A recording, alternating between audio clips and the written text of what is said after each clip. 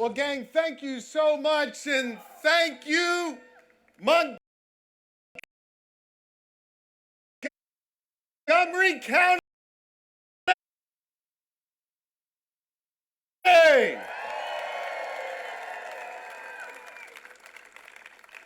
Well, y'all look so good out there, and I want to begin by saying a special thanks to my dear friend, Congresswoman Madeleine Dean, who represents us so ably in Washington, D.C. Thank you, Congresswoman. And I want to say a special thanks to my brother, my Jewish Baptist preacher brother, Marshall Mitchell, for teaching me along the way and making me his friend. Thank you so much, Pastor Mitchell, for your kind words.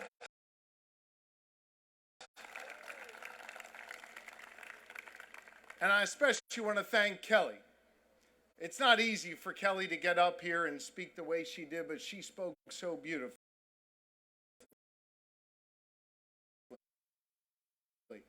And Kelly, we remember Wes, we love Wes, and Wes's legacy lives on. Thank you for being with us tonight. It is so great to be back home.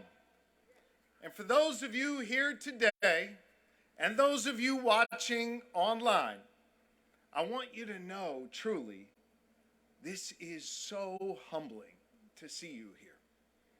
We're here tonight in Abington, in our home. I grew up just a few miles from here, and this is where Lori and I have built our lives together and are blessed to raise our 4 children. From generation to generation, this has been our home. This parking lot where you're standing, this is where Laura and I taught our 4 kids to ride a bike. And this is where we taught 2 of our kids how to drive a car. This is where Laura and I and our dogs have gone on countless walks and just talked.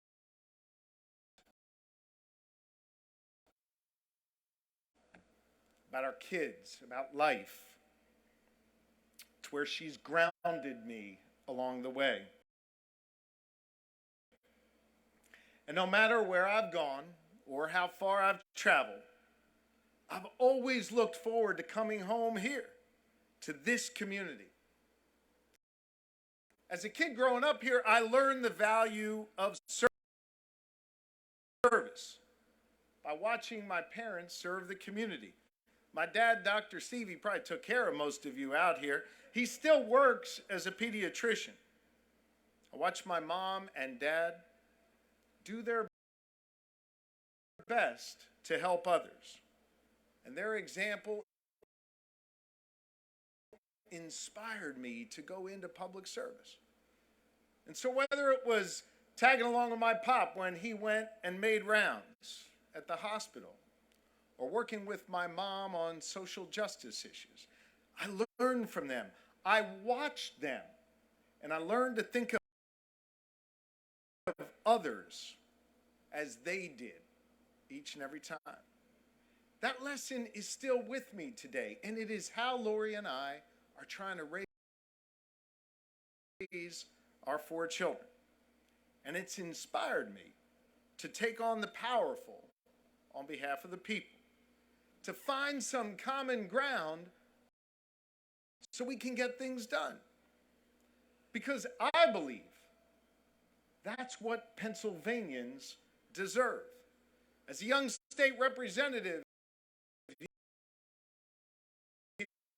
here in Abington and Upper Dublin, I learned the importance of being a voice for the people, knocking on 18,000 doors in these neighborhoods and taking what I learned in people's living rooms and on their porches and channeling that into progress for people in the State House. I took that same commitment to the people when I became the first Democrat to lead Montgomery County in 150 years.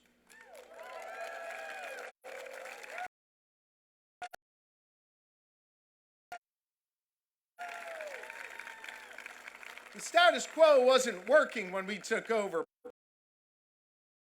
Partisan bickering and ethics scandals and massive budget deficits were holding us all back. But we didn't listen to the people who said that's the way it's always been done. We rolled up our sleeves, we got to work, and we turned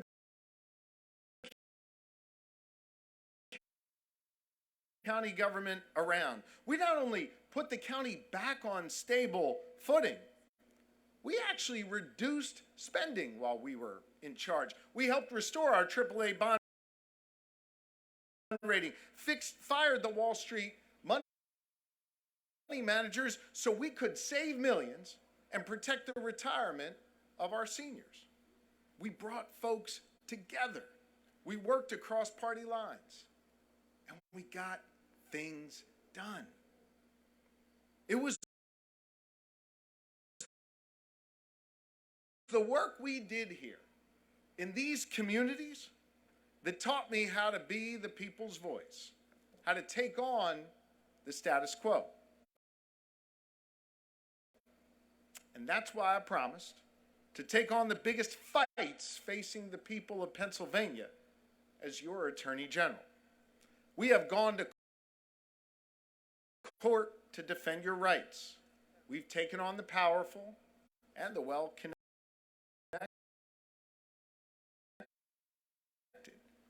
But I have never forgotten what matters, and that is the people. The people matter, especially the moms. The mom in Beaver County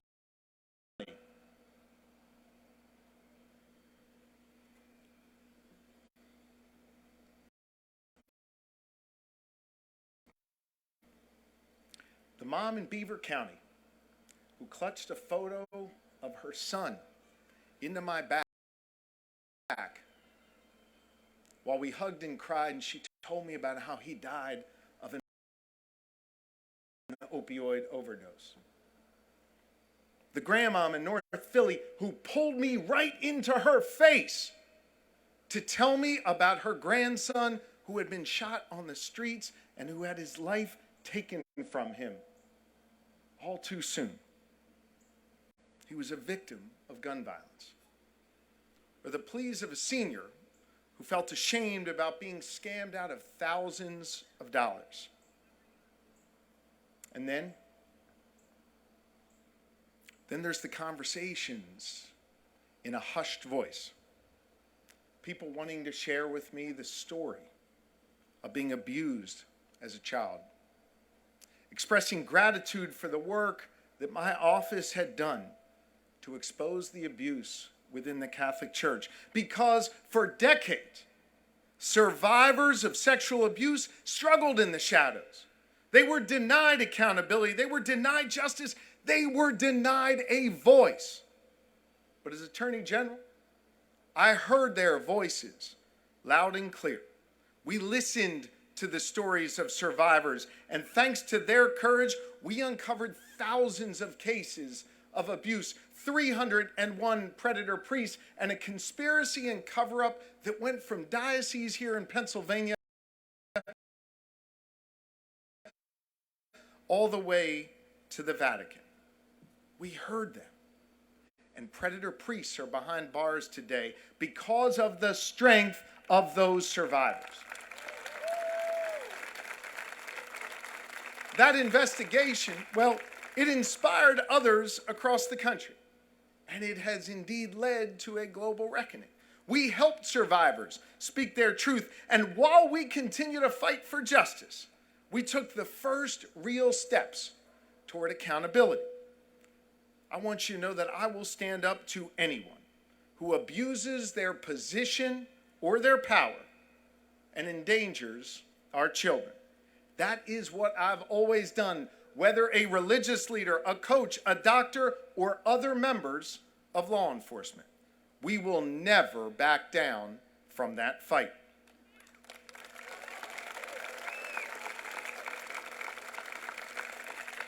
And you know, when our democracy and your right to vote came under attack from the most powerful office on earth, we took on that fight too.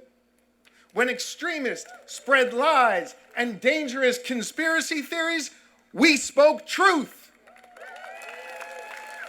And when they went to court to prevent our votes from being counted, we stopped them. We stood up to their lies, and we won in court to protect the will of the people every single time. And listen, while that threat is still so very real, we defended our democracy here in Pennsylvania, and we will continue to protect the right of Pennsylvanians to vote.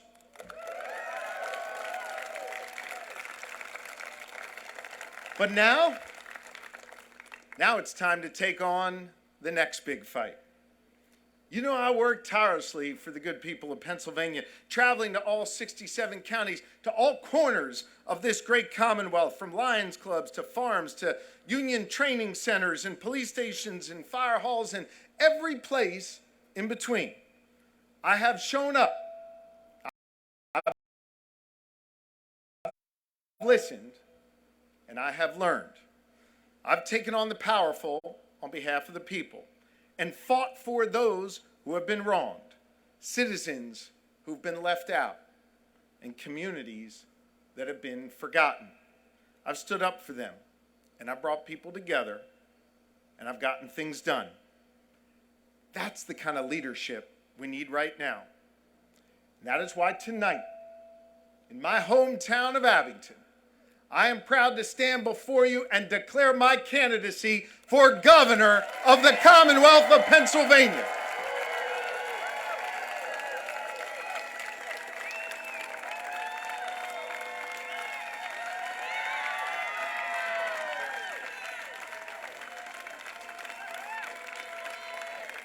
You know, Pennsylvanians need a governor who will take on the powerful and be on their side, because as a Commonwealth, we are facing some serious challenges right now, laid bare by the COVID-19 pandemic, from healthcare to education to workforce issues. And now we've got to help businesses grow and help families put food on a table and keep a roof over their head. The challenge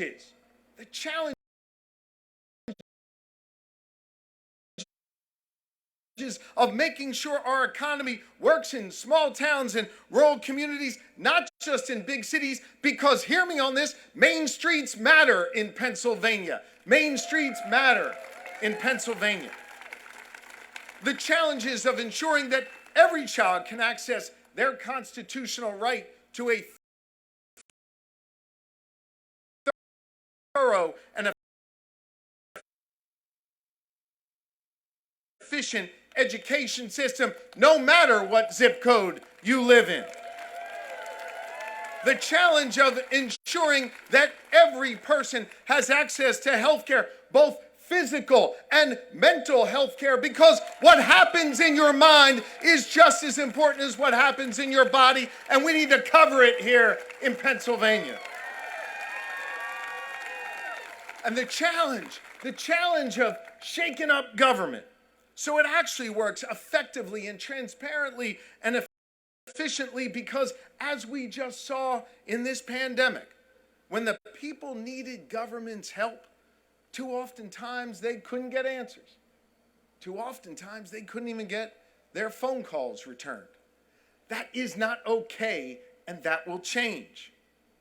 But the Republican candidates for governor, well, they're not focused on these challenges. Instead, they're peddling the big lie, they're passing far-right litmus tests, and they're pandering.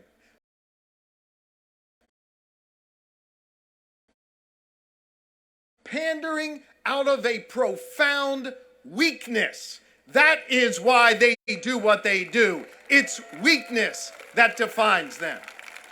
They're not thinking about you. No, no. Instead, they're doing a taxpayer-funded audit to compromise the private personal information of all of you and 9 million Pennsylvania voters. That's what they're up to.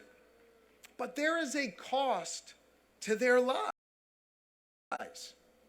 Not only are they doing real damage to our democracy, but they are holding us back from meeting this important moment.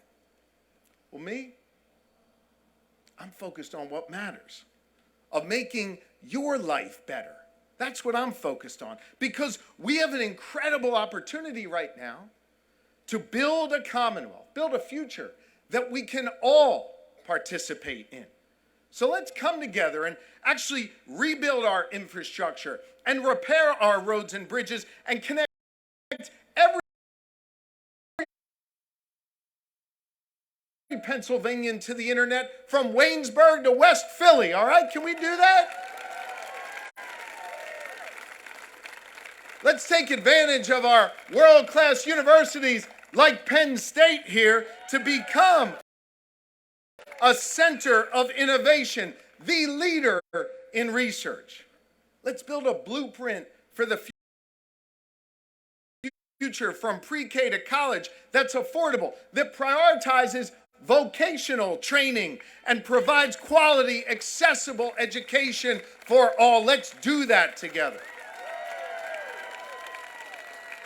And let's not only protect the right to organize, let's expand it. Let's ensure every worker has the opportunity to join a union and secure the benefits that they have earned.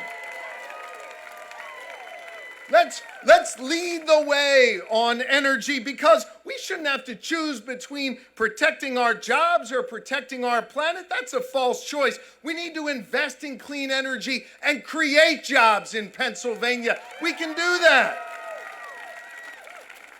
We need to protect every Pennsylvanian's constitutional right to clean air and pure water. How about we commit ourselves? Let's commit ourselves to reducing taxes and closing loopholes so the businesses that are here can grow and we can attract others, while at the same time making sure that we invest in workers, because they not only deserve a minimum wage increase, they deserve a livable wage in Pennsylvania.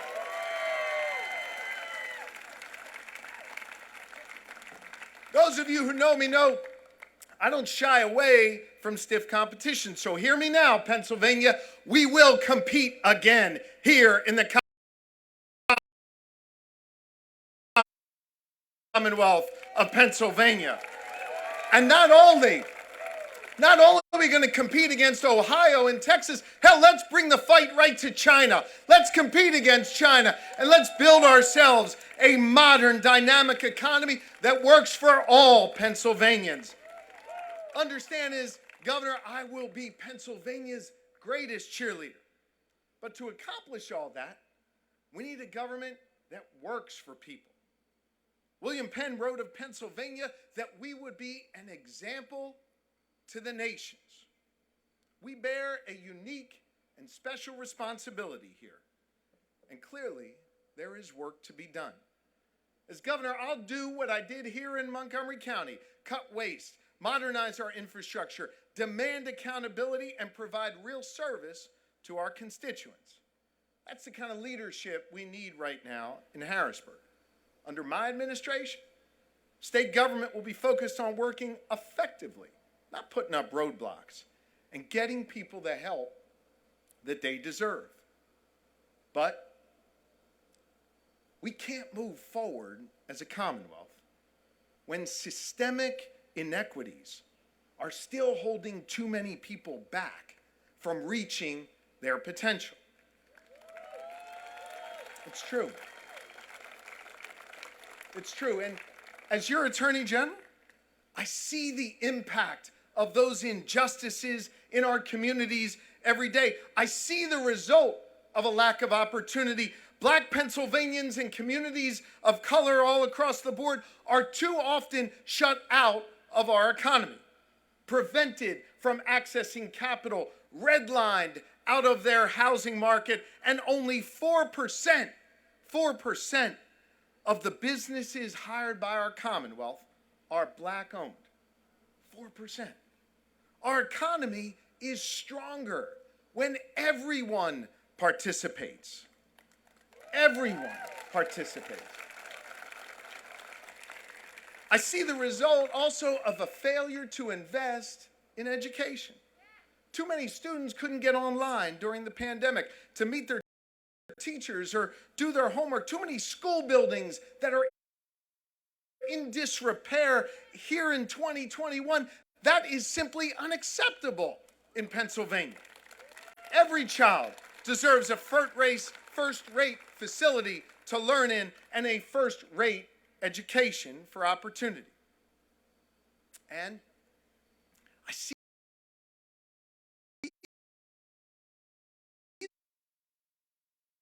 the result of those inequities in our criminal justice system. I do. I see it. Too many black Pennsylvanians who are stuck in a cycle of incarceration that prevents them from supporting their families, that permanently closes the door on opportunity. We need to do better, and we must do better here in the Commonwealth, because in 2021, it is long past time to recognize that when someone does better, it doesn't mean that someone else has to do worse. It doesn't mean that. By addressing the systemic inequities that exist, we can build a stronger economy, improve our schools, and make our communities safer for everyone. So how are we going to do that? Here's how we're going to do it. We're going to do it by giving a damn in the Commonwealth of Pennsylvania. That's how we're going to do it. We're going to acknowledge that reality and do something about it, creating an environment that ensures everyone is part of our collective success as a Commonwealth, that ensures everyone is part of our shared story. We will protect the constitutional rights of all Pennsylvanians, no matter what you look like, where you come from, who you love, or who you pray to or choose not to pray to. That's what we're going to do when I'm governor of the Commonwealth of Pennsylvania. And as governor, you need to know that I will continue to stand up to the attacks on our democracy. We will strengthen voter intimidation laws, improve the mail-in ballot process, and make sure every eligible voter can safely make their voice heard in our system. Because make no mistake, our fundamental rights are at risk. We've seen it happen in Georgia and in Texas, and the only reason why it hasn't happened here in Pennsylvania is because of the veto pen of our governor. Now look, I'm going to Harrisburg to get big things done, to bring people together, to break that partisan fever that has taken over. And I've got a proven record of doing that. But make no mistake, if they come for your voting rights, if they come for your reproductive rights, if they come for your right to organize, I will not hesitate to use my veto pen to protect all of you.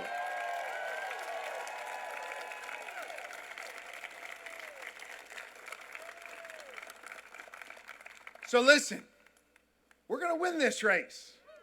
We are. But it's not simply about a political victory. It's not. It's about acting with courage. It's about taking on big fights. And it's about looking out for everyone. I know people feel like our politics right now are so divided and so broken. I know that. And for too long, well, the political pundits, they've been trying to divide us even more. I don't know about you. I am sick and tired of hearing that we're Philadelphia and Pittsburgh and Alabama in the middle. That is simply not true. That is not who we are. We are one Pennsylvania, bound together by a set of common challenges and shared opportunities. We are one Pennsylvania, resting on a rich history of founding our democracy and then working together to perfect it over the years. And together, we can prove the critics and the cynics wrong. We can take on those big fights, and we can come together. I believe our Commonwealth's brightest days are ahead of us. But we're going to need to fight for it, and we're going to need to fight together for it, because there is so much on the line right now. My faith teaches me that no one is required to complete the task, but neither are we free to refrain from it. Each of us has a responsibility to get off the sidelines, to get in the game, and to do our part. Folks, by being here tonight, you've stepped off the sidelines. You are in the game, and now it's on all of us to do our part.